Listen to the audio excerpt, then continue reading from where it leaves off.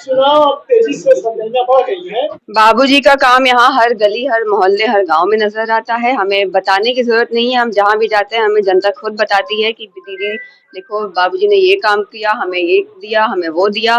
तो बाबूजी के काम पर उंगली उठाना बहुत गलत हो जाएगा। अपना आपके खुद की वो दिखाता है कि मतलब किसी ने अगर काम करा आप उंगली कैसे उठा सकते हैं। उनको देश प्रदेश में विश्व में विकास पुरुष के नाम से जाना जाता था और उन्होंने जितना काम करा है कोई मतलब कोई कर नहीं सकता है। 5 साल में उन्होंने जो विकास करा, यहाँ पे हम एक गांव गए थे, वहां पर हमें एक व्यक्ति ने बताया कि बिटिया बाबूजी हमें 5 साल में विकास का मतलब सिखा गया। तो आप ये कितनी बड़ी बात है ये बोलना।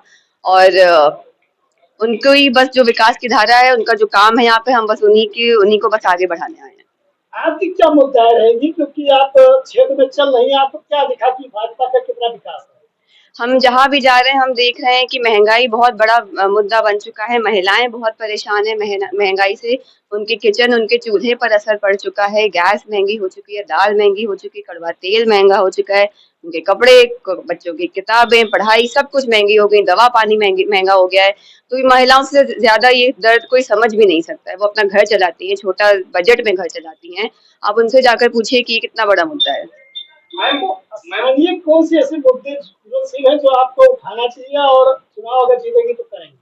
स्थानीय मुद्दे विकास के मुद्दे हैं। हम अच्छी सड़कें बनाने आए हैं।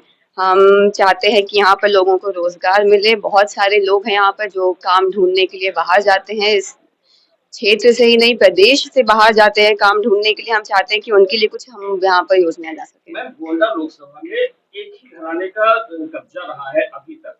ऐसे में आप आई हैं, कैसे फेस करेंगी उनको? और उनके सामने आप बाहर से आई हैं, उनका ये आरोप भी है कि बाहर की प्रत्याशी है। ये देश का चुनाव है, ये लोकसभा चुनाव है, ये लोकतंत्र का चुनाव है। बहुत वैसे तो हम भी कह सकते हैं बहुत लोग हमारे प्रदेश में बाहर से आकर चुनाव लड़ रहे हैं, तो ये बहुत गलत आरोप हो जाएगा।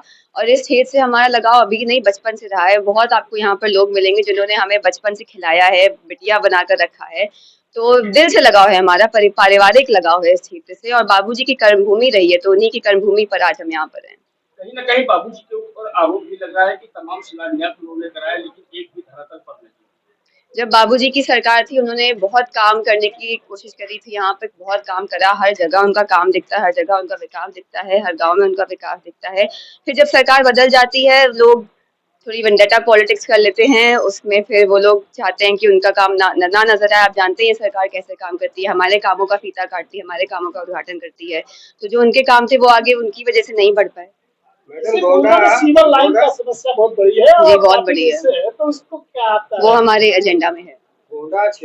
शिक्षा के क्षेत्र में हम कुछ करना चाहेंगे। हम चाहते हैं कि यहाँ पर महिलाओं को शिक्षा के क्षेत्र में उनको और आगे बढ़ाया जाए, युवाओं को भी अच्छी पढ़ाई मिल सके। महिलाओं के लिए सबसे पहले हम चाहेंगे कि अच्छे साफ शौचालय बने हर जगह, ताकि उनको किसी और, हम भी निकलते हैं कभी कभी घर दरवाजा खटखटाना पड़ता है। तो ये सब सबसे बड़ा मुद्दा है। महिलाओं के लिए शिक्षा के क्षेत्र में कुछ करना चाहेंगे। विमेन एजुकेशन पर, सिर्फ बच्चियों के लिए नहीं, महिलाओं के लिए भी, उनके रोजगार के लिए भी कुछ करना चाहेंगे। उनको अपने अंदर देखना चाहिए, उनको जनता के बीच में जाकर देखना चाहिए कि जनता की पर क्या परेशानियां, सिचुएशन क्या है जमीनी स्तर पर, ग्राउंड जो रिपोर्टिंग हो रही है उनसे उनको समझना चाहिए कि जनता कितना परेशान हो चुकी है।